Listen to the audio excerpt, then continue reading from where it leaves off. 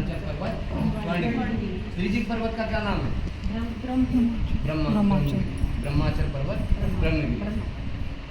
उसी प्रकार जिस प्रकार लाली ब्रह्माचल पर विराजमान है, उसी प्रकार हमारी लाली सुदेवी स्वर्णांचल पर्वत स्वर्णगिरि पर गए। हमारे ब्रजमंडल में भगवान ने महाराज एक बार किया निधवन राज में, किंतु रास की लीला पूरे ब्रजमंडल में जगह जगह पे भगवान ने करी है। जैसे गैवर वन में भी भगवान ने रास किया है, मोरकुटी पे मोर बन के रास किया है भगवान ने, उसी प्रकार यहाँ स्वर्णगिरि पे भगवान ने रास की लीला की। तो कहीं फूल बिछा करके रास किया है, कहीं मखमल बिछा करके रास किया है, कहीं रेशम बिछा करके रास किया है। भगवान ने जब यहाँ स्वर्णगिरि पे लीला किया है तो यहाँ सोने की पत्थर, सोने की मैट, सोने की चटाई बिछा करके भगवान ने यहाँ की लीला रास लीला, इसलिए इस पर्वत का नाम है स्वर्णगिरि।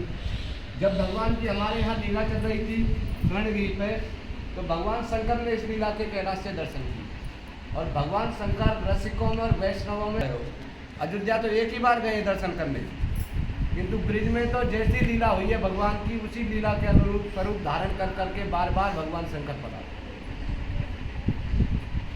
अब हमारे यहाँ वृंदावन में जब महाराष्ट्र में आए तो गोपेश्वर स्वरूप है। हाउ गिराव लीला में भगवान भूतेश्वर बन गए। गिरिराज जी धारण करो, जब संतुलन को टाइम आया तो भगवान ने चक्रेश्वर स्वरूप धारण करो। नंद बाबा के वहाँ नंदेश्वर बने बैठे हैं। और मैया ने जब कैदी में दर्शन ना करा रही तो वहाँ बाहर जाके बैठ गए आशेश्वर महादेव नंदगाम में, वहाँ आस करके बैठे ठाकुर जी कोई ना कोई लीला करेंगे और वो वापस नंद भवन बुलाएंगे। तो उसी प्रकार यहाँ पे भी जब भगवान ने दर्शन किए तो उनकी इच्छा हुई हम तो स्वर्णगिरि जाएंगे और स्वर्णगिरि रास में आएंगे। और रास में बाबा बन के तो कोई आ ही ना सके भैया, सखी बनना पड़े वो। तो भगवान शंकर ने सखी स्वरूप धारण किया और उमा महेश्वर दोनों स्वर्णगिरि पधारे। जब स्वर्णगिरि पधारे जगत जननी भवानी ने भगवान शंकर से कहा, एक बाबा स्वरूप तो धारण कर लिया सखी का, किंतु ये इस गांव का जो सुनहरा है आज, इसका पौराणिक नाम है स्वर्णपुर। तो बाबा ये स्वर्णपुर की लीला है। और आज रंगदेवी सुदेवी दोनों प्रवेश द्वार पे खड़ी होंगी निकुंज जी पे। तो श्री जी की जो रास की जो लीला है निकुंज की लीला है। हमारे ब्रज की लीला महापुरुषों ने 3 प्रकार से वर्णित की है, कुंज, निकुंज, नृत्य। तो जिस लीला को अब हम सुन रहे हैं लीला है निकुंज की लीला से। और निकुंज में सबका तो प्रवेश है नहीं मैया, तो यही प्रश्न भवानी ने किया है भगवान शंकर से। जब हम प्रवेश करेंगे श्री जी की कृपा से हमको प्रवेश तो है, किंतु उमा महेश्वर स्वरूप में तो है नहीं, आज सखी के स्वरूप में है। तो मैं तो अपना नाम उमा सखी बता दूंगी। भगवान शंकर से पूछा है आपका क्या नाम बताऊँ, तो गर्गाचार्य जी गर्ग सहिताम वर्णन करते एक स्वर्णगिरि की लीला में भगवान शंकर ने अपना नाम बताया गोरी सखी। गोरी सखी, उमा सखी के साथ कौन सी सखी आई है? गोरी सखी।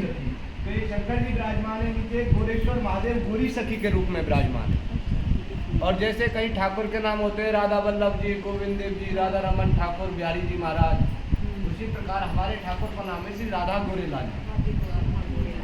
हाँ जी, गोरी सखी ने जिस स्वरूप का स्वर्णगिरि पर रास करते हुए दर्शन किया उस छवि को उमा महेश्वर ने नाम दिया श्री गोरेलाल जी महाराज। बोलो गोरेलाल जी महाराज की जय। इसी स्वर्णगिरि की गोद में सुनहरा गांव में भादों के शुक्ल पक्ष की चतुर्दशी के दिन श्री जी की 2 सखियों का जुड़वा में जन्म, श्री रंग देवी जी और सुदेवी, दोनों जुड़वा बहन। जब भी समाचार सभी स्वजन सभी रिश्तेदारों में पहुंचो तो जहाँ अभी आप रंगदेवी जी दर्शन करके आए वहाँ इनकी मौसी रहती और मौसी के वहाँ कोई संतान नहीं थी। तो वो छठी पूजती है, छठी में उत्सव मनता है ना भैया, पूजा होती है। तो जब छठी के उत्सव में माता जब यहाँ मौसी पधारी तो उन्होंने अपनी बहन से कहा यदि आप एक पुत्री हमारे यहाँ गोद दे देंगे तो हमारे भी यहाँ संतान का सुख हो जाएगा। और आपको तो श्री जी की कृपा से एक साथ युगल की उत्पत्ति हुई है, जुड़वा संतान हुई है। तो माता ने अपनी एक पुत्री रंग देवी को मौसी के वहाँ गोद दे दी। आजकल तो मैया एक घर में 2 बहनें और दोनों में लटपाट ऐसे। तो एक पुत्री श्री रंग देवी जी मौसी के वहाँ गोद चली गई और सुदेवी अपने माता पिता के साथ यहाँ सुनहरा में गए। उनकी बाल लीलाएं राकोली की हैं और इनकी लीलाएं सुनहरा में। इन सब लालीन की अपनी अपनी सेवा है अष्टसखी, क्योंकि भैया ये अष्टसखियाँ ये श्री जी के श्री अंग से उत्पन्न है।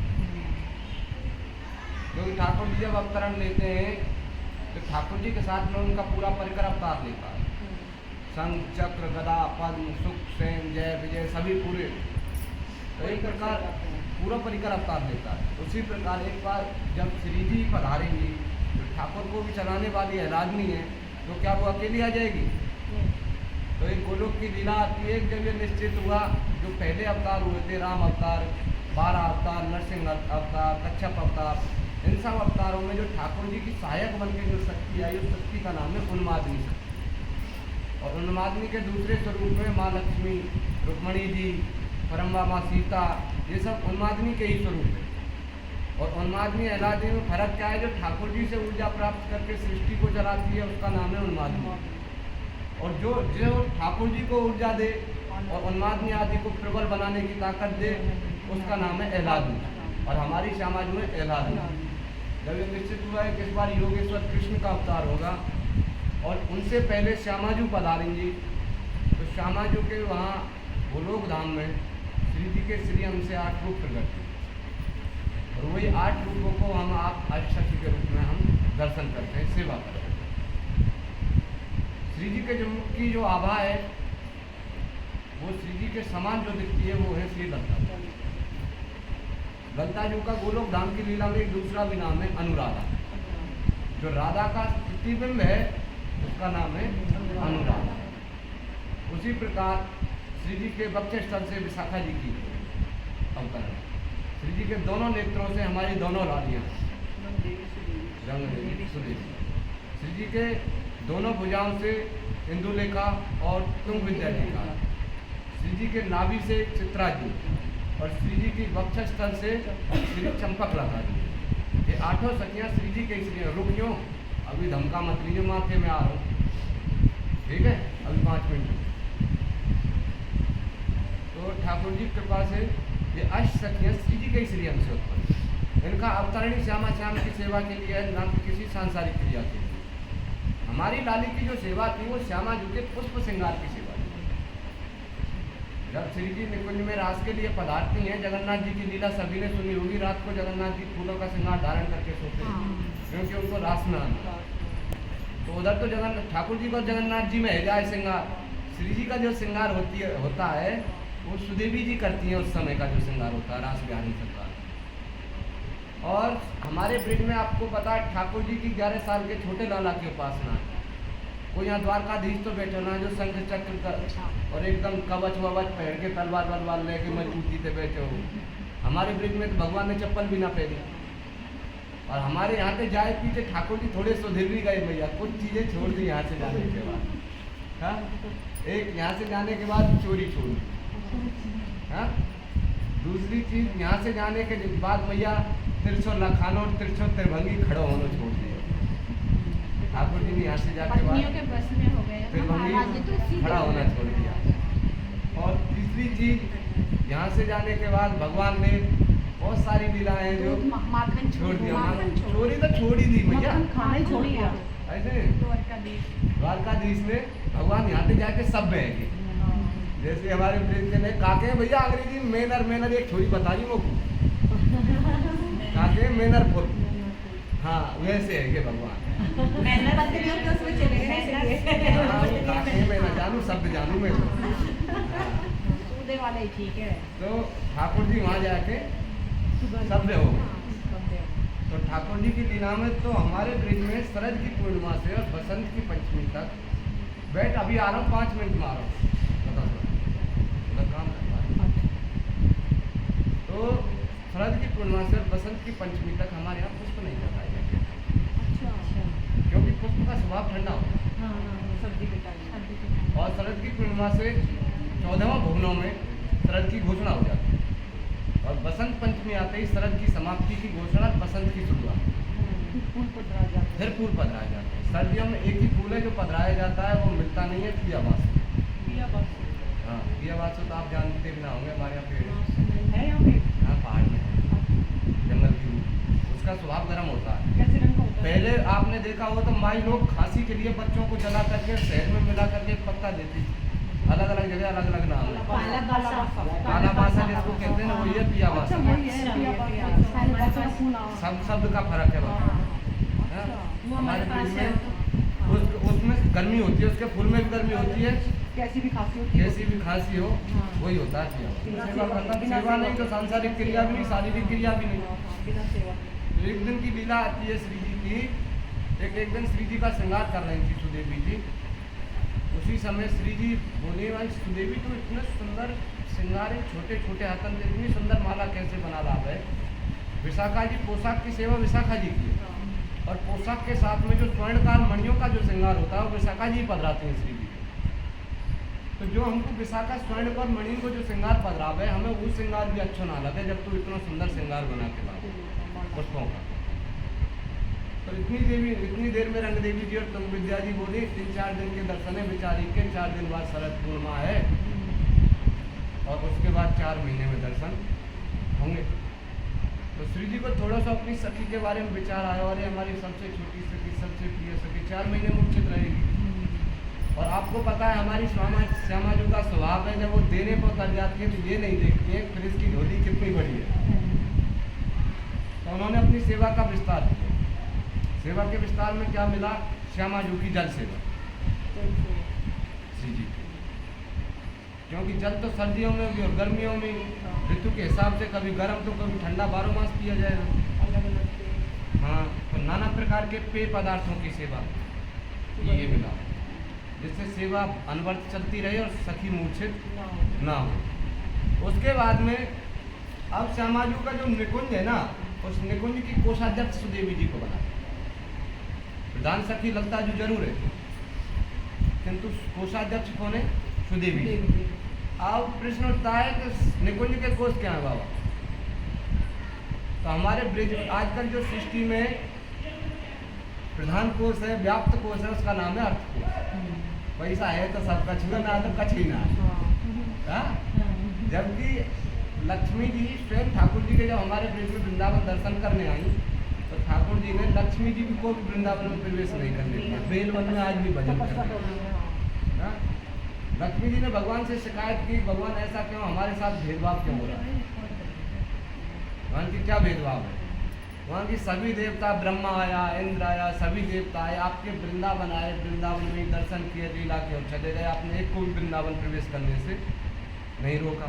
ये और भी देवी आई, सबको दर्शन करने दिए, किंतु हम आए तो हमारे को आप क्यों रोक रहे हैं?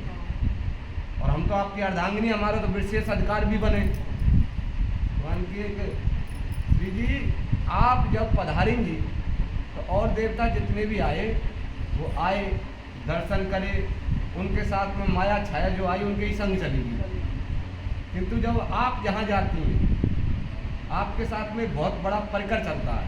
भगवान की वो परिकर क्या है? अभिमान चलता है, क्रोध चलता है, ईर्ष्या चलती है, ये सब लक्ष्मी। क्योंकि जिसके पास, और दूसरी चीज आप 8 प्रकार की लक्ष्मी है मैया। गज लक्ष्मी भी है, हंसवाहिना लक्ष्मी भी है, राजलक्ष्मी भी है, महालक्ष्मी भी है। उसी प्रकार एक लक्ष्मी की सवारी उल्लू। और कलयुग में जो लक्ष्मी व्याप्त है उसका नाम है उल्लू वाहिना लक्ष्मी। कैसे भैया? क्योंकि जाके पास पैसा है वो सबसे पहले शहर में प्लॉट ले और प्लॉट लेके फिर का हुआ वहाँ की रात में वो का करे आटी पार्टी, रात में उल्लू ही तो जगह। रात के 9-10 बजे तक उनको दिन शुरू हुए, सुबह 4 बजे तक उनको दिन में। अब उस रात के 9-10 बजे से 4 बजे तक उल्लू जगता है, बाकी दिन में सोता है। तो कौन सी लक्ष्मी हुई भैया? उल्लू आना ही तो लक्ष्मी हुई। उल्लू बना देती है मस्तक पर सवार होकर के, बेटा रात में जाए, दिन की दिनचर्या चेंज कर। तो आप जब आती हैं तो आपके आने के बाद में आप तो चली जाती हैं, किंतु आपको वो परिकर है वहाँ जगह इनके हृदय में, उसके हृदय में, किसी ने लोभ ने जगह बना ली, कहीं पे अभिमान ने जगह बना ली, तो आपका परिकर जगह बना देता है।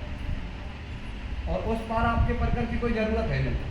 हम कैसा क्या है उस पार में मेरे प्रेमी जानी, उन सबको आपकी भी ज़रूरत नहीं है और आपके परिकर की भी ज़रूरत नहीं। आप यही भजन करो, जिस दिन उस रात हो जाएंगे उस दिन आपको वृंदावन में प्रवेश मिल जाएगा। तो जो श्री जी के निकुंज के कोष हैं वो है ज्ञान, वैराग्य, तत्व, भक्ति, प्रेम, अनुराग, ये सब चीजें, मान और 4 प्रकार के पुरुषार्थ, ये निकुंज के कोष। और इन कोषों को प्रदान करने वाली कौन है? सुदेवी। आप किस लिए आए वहां से? दिल्ली, बम्बई, कलकत्ता जहाँ से भी टीम आई है, वहाँ क्या श्री जी का दिया हुआ आपको सब कुछ नहीं है? आप ब्रिज में किस दिया है? ये कैसे करके चेतना रूपी भूमि पे और ज्ञान रूपी बीज लगे वो, और वो ज्ञान रूपी बीज ही एक दिन अनुराग रूपी पौधा बने वो, और वो अनुराग रूपी पौधा ही एक दिन भक्ति रूपी वृक्ष बन जाएगा।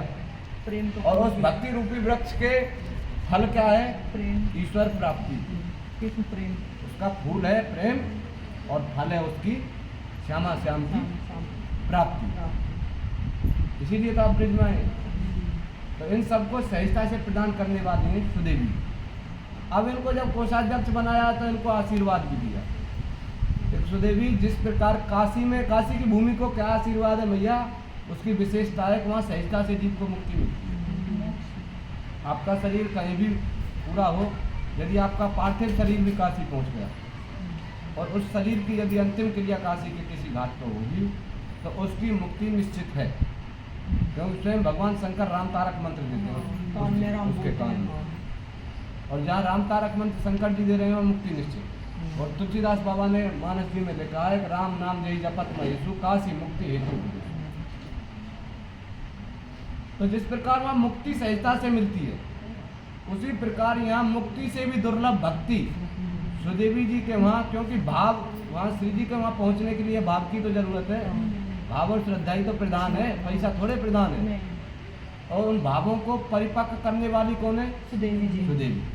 भाव तो सबके मन में आमे, कुछ थोड़ी देर के नहीं आया तो एकदम से फिर बल बैराग आवे, वो सब छोड़िए भजन करिए, कौन को छोड़ा कौन को छोड़ी, कैसे आवे वो फिर बल बैराग कितनी देर के आवे? जैसे तकती हुई गर्मी में, और गर्मी में पसीना रो मसक के, और जब हवा को झोंका आ जान दे तो कितनी ठंडक लगे, इतनी देर की तरह, और फिर वो हवा को झोंका चले जान दे फिर गर्मी लगेगी। उसी प्रकार वो भाव थोड़ी सी देर के नहीं आवे जितनी देर के हवा को झोंका आवे, और उसके बाद में फिर अरे यार इतना बड़ा हिमपात खाए हो या कौन समारा है, बहुत थोड़ा छोड़ी देते हैं, उनके नाम लेते कर दे, कैसे कर दे, जब देखेंगे भजन करेंगे। स्थिरता नहीं आती है, और स्थिरता आएगी तभी तो प्राप्ति होगी किसी लक्ष्य की। वो स्थिरता प्रदान करती है सुदेवी। इसीलिए हमारे ब्रिज की परंपरा है, बरसाने के ब्रिज की तो परंपरा जो है, श्री जी के दर्शन की एक रसिकों ने पद्धति निश्चित की है, क्योंकि आचार्य के बिन इष्ट की प्राप्ति कभी नहीं होती है। आप हैं जब यदि माधवाचार्य ही अवतारण नहीं लेते तो कहाँ से तो प्रभुपाद जी उस परंपरा में हो जाते, और कहाँ से हमारे आप जैसे अधम लोगों को नाम मिलता। तो आचार्य जो होते हैं भगवत, या तो भगवान ही अवतरण लेते हैं या भगवत पार्षद स्वयं आते हैं, वही आचार्य रूप से आते हैं। तो ब्रिज की आचार्य कौन है? ललिता जी। तो और ब्रिज में फिर आचार्य के दर्शन के बाद आचार्य क्या प्रदान करते हैं? भाव। वो भाव की स्थिति की तरफ में ले जाते हैं, और उन भावों को प्रदान करने वाले और उन भावों को बलिष्ठ बनाने वाली है सुदेवी। तो ये रसिकों ने बरसाने दर्शन की परंपरा बताई है। श्री जी दर्शन आए और श्री जी के दर्शन कर हमें राधा रानी के दर्शन है कि अब लोग इतने बड़े सिद्ध ना आएंगे जो डायरेक्ट श्री जी तक पहुँच जाए, उसमें भजन ना करे भी। और ब्रिज में किसी भी महापुरुष का उदाहरण उठा के देख लो, यदि सखी जी कृपा नहीं हुई है तो उस पर कभी भी श्री जी की कृपा, जिस पर श्री जी की हुई है, जिस पर पहले सखी की, तो आचार्य है ललिता जी, और भाव प्रदान और भाव को बलिष्ठ बनाने वाली है सुदेवी। तो इसलिए अष्ट सखी भी कभी दर्शन नहीं कर पाओ तो सबसे बड़ी गलता। नौरता करें, पहलो कर लें और लास्ट कर लें, पूरे नौरता को फल मिले कि ना मिले। लास्ट वाले दिन भागवत सुन लेते, पूरी भागवत को फल मिले कि ना मिले, मिले ना। तो सबसे बड़ी है ललिता जी और सबसे छोटी है रानी सुदेवी, और दोनों का अष्ट सखियों में विशेष महत्व है। सखियाँ का तो किसी का कम नहीं है, इन दोनों का वो आचार्य है, वो ब्रिज में अनुमति देने वाली है, ब्रिज के भाव को हृदय में स्फुरित करने वाली है, और उस भाव को प्रबल बनाने वाली है सुदेवी। तो कभी भी आओ, 10 साल बाद आओ, 5 साल बाद आओ, कभी भी आओ, इतनी कोई नहीं मूल मारेगा ना कोई बतावे। पहले ललिता जी दर्शन करो, फिर सुदेवी दर्शन करो, फिर श्री जी दर्शन करो। ये पद्धति रसिकों ने बताई। स्वयं नारायण भट्ट जी की बताई, जिन्होंने श्री जी को प्रकट किया, उनकी बताई हुई पद्धति है, उनकी बताई हुई पद्धति है। इसलिए कभी भी जी की कृपा से इन सखियों के कलयुग में 4 पैर हैं भैया, 4 पैर हैं धर्म के, सत्य, तप, दया और दान। सतयुग में सत्य बोलते थे लोग, द्वापर में आकर के, त्रेता में आकर के लोग झूठ बोलने लगे, सच गया। त्रेता में तप करते थे साधु संत, सब जंगल में जाकर के, जंगलों में जाकर के, बांध पर जाकर के भजन करते थे। अब सब शहरन में आ गए, तब भी गया। हाँ, आया द्वापर, भगवान का समय, तो भगवान के वंशज और के कौरव पांडव युद्ध को छोड़ो, भगवान के वंशज आपस में लड़ करके मर गए। जब दया होती तो आपस में लड़ते ही नहीं, तो दया भी गई। कलयुग में एक पैर है जिससे जीव अपना बचाव करता है, वो है दान।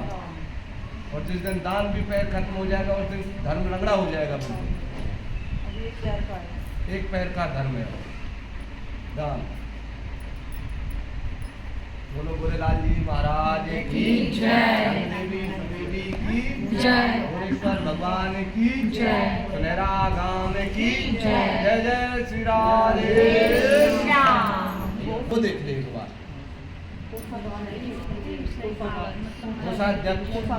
कोषागार है इस जगह। से मिलने जाते हैं ये वैसे यहाँ काम में कुछ 4 आदमी बैठे हैं, जरा उनको समझाना है। भोग लग गया है 11:30। देवी सखी की जय।